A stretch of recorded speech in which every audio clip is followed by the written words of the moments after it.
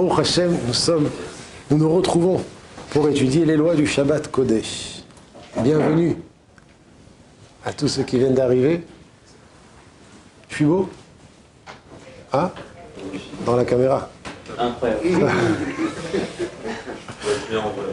Alors, qui c'est qui se souvient de la Melacha qu'on a commencé la semaine dernière, Binyamin? Chazak Yochanan. En hébreu, borer. C'est quoi borer? Triage, il a fait mode. Comment on dit trier en hébreu, Rabotai? Non, borer, c'est le triage. Borer, c'est celui qui trie. La question, c'est comment on dit trier à l'infinitif? Trier. Hein? Livror. Ça fait choisir. Livror, pas lif. Liv avec un vet. Livror. Livror, ça veut dire trier. Oui. Livror, c'est choisir. Prira. Livror, c'est choisir. Oh, Moshe. Quel plaisir.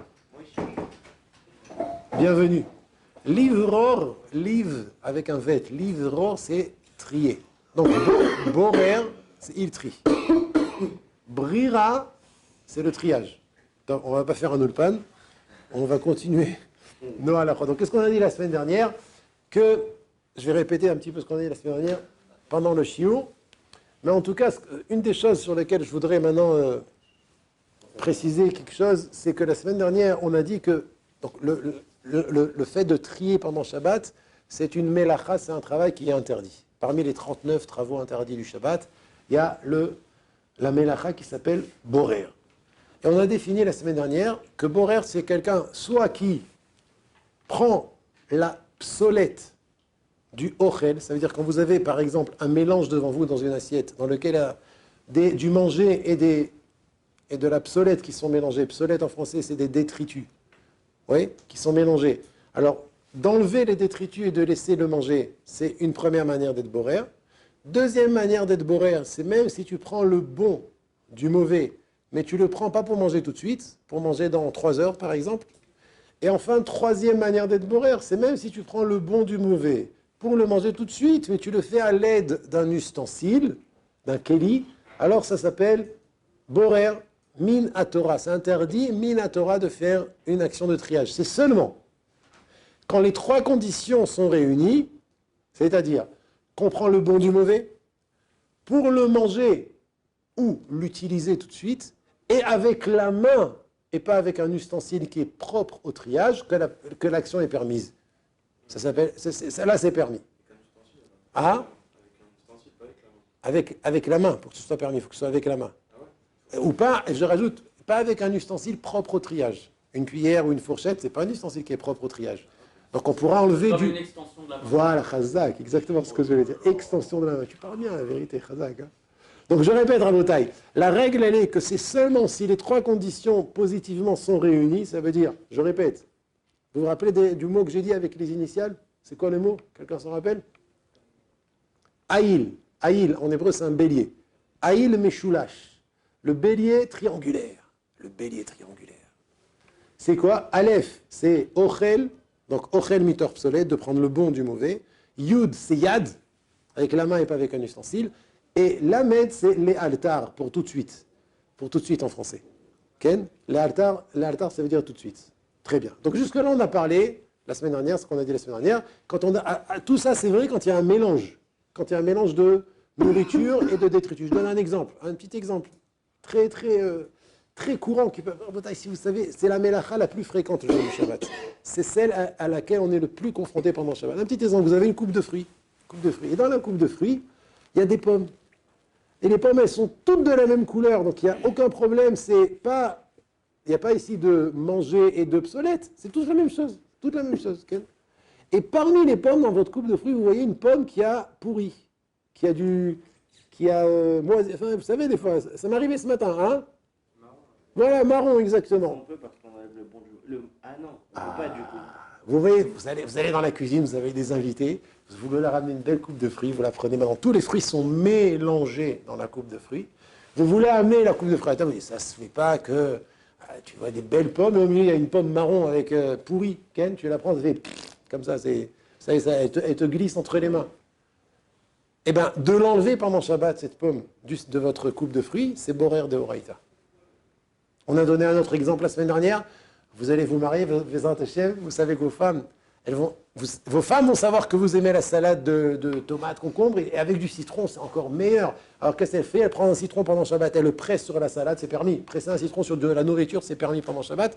Et il y a un pépin qui tombe dans la salade, le petit pépin, il est mignon, qu'est-ce qu'il a fait de mal? Je vais juste l'enlever.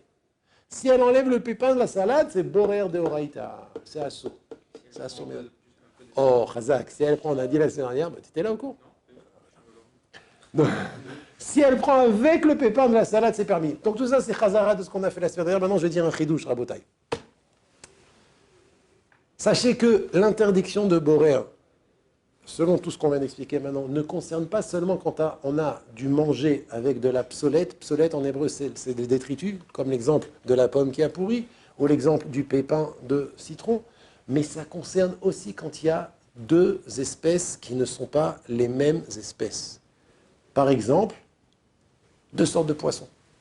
Ouais, vous avez Shabbat, votre femme vous a fait du saumon et du moucht. Ah, je ne sais pas en français comment ça s'appelle. La sole. Hein? Ça ressemble un peu à la sole. Sole. Elle vous a fait du saumon et de la sole. Et elle les a mis dans le même plateau. Donc vous avez dans un plateau du saumon et de la sole.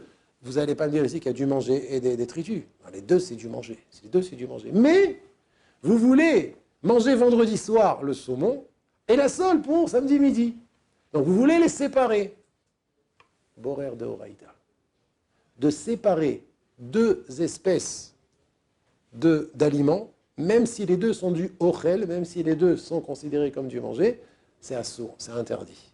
Donc qu'est-ce qu'il faudra faire? La même chose. Il faudra faire la même chose. Si tu veux manger le saumon vendredi soir, tu n'as pas le droit d'enlever la sole.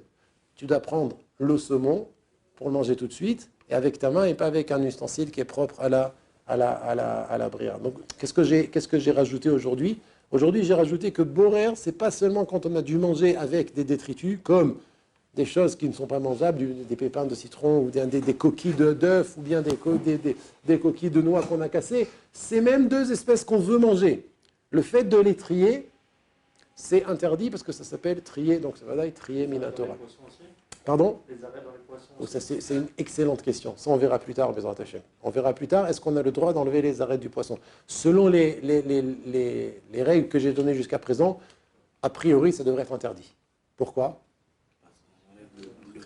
Metsuyan, Chazak, Gavniel, Kolakavon.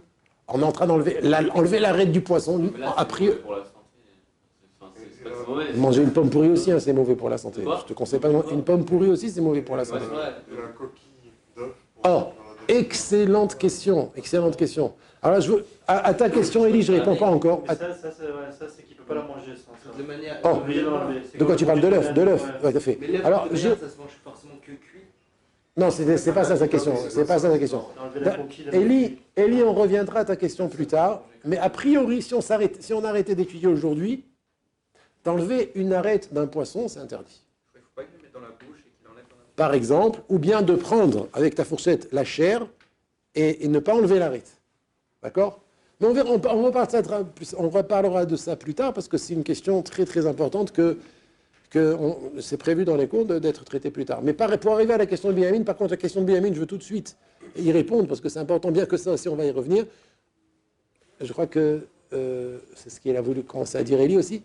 Quand tu n'as pas la possibilité d'arriver à la nourriture, si ce n'est en enlevant, en épluchant l'œuf, en caillant l'œuf, caillant, on dit, caillant l'œuf, ou en épluchant un fruit, alors ça s'appelle derer achila, c'est la manière d'être mangé comme ça, donc c'est permis. On a le droit de cailler un œuf ou d'éplucher un fruit pour le manger, mais il faut que ce soit fait pour maintenant.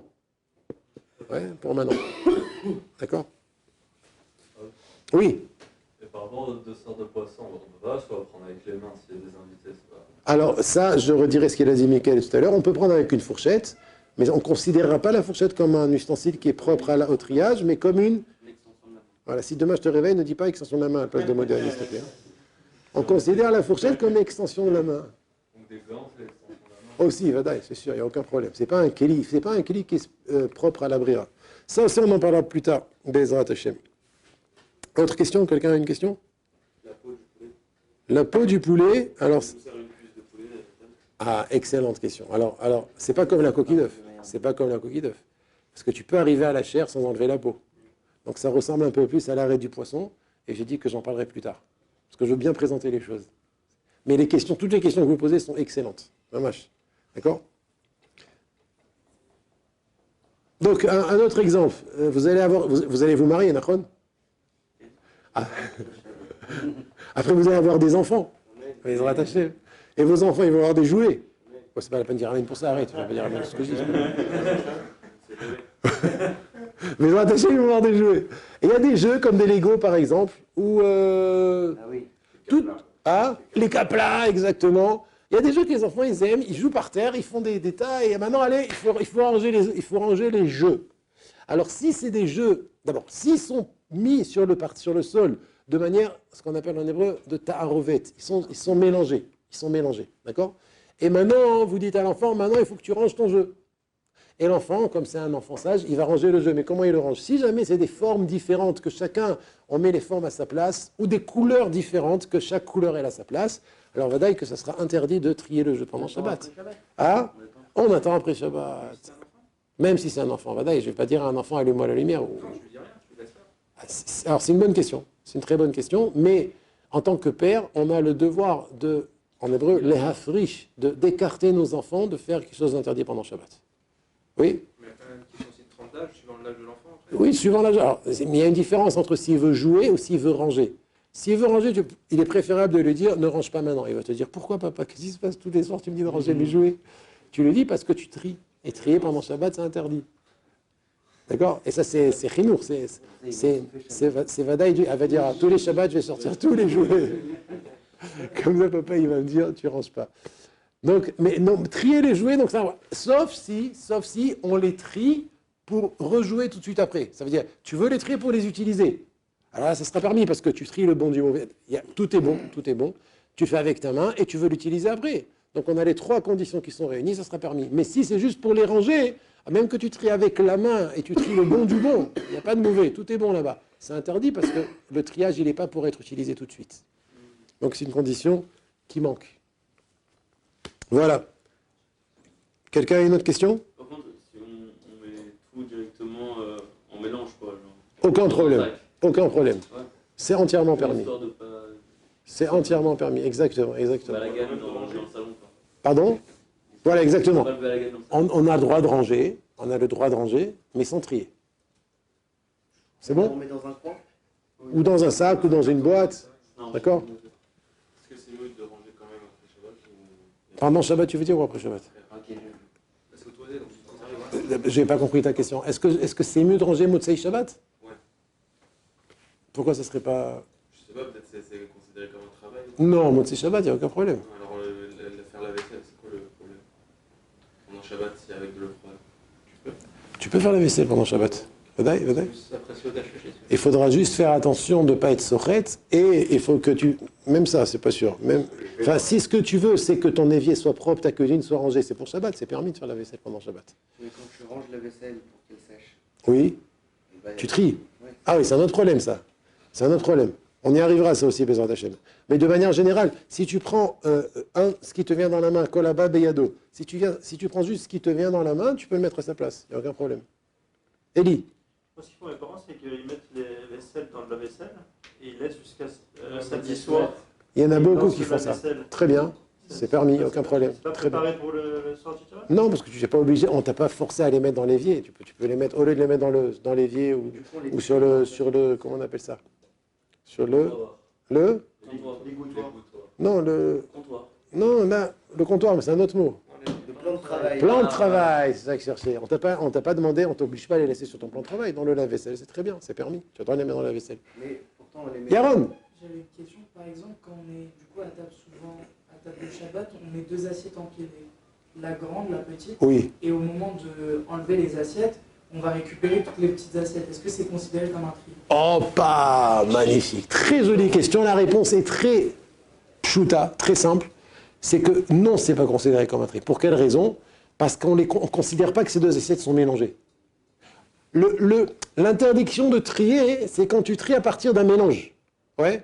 Mais si tu as une pile de livres, tu vois, un sur l'autre, tu peux prendre les livres et les ranger. Pourquoi? Parce qu'une pile de livres ne sont pas mélangés. Donc, puisque l'interdiction de trier ne concerne que quand c'est à partir de quelque chose d'éléments qui sont mélangés, Puisque une assiette sur l'autre, elle ne s'appelle pas mélanger, donc tu peux prendre la petite, tu peux enlever la petite de la grande. Ouais. C'est clair?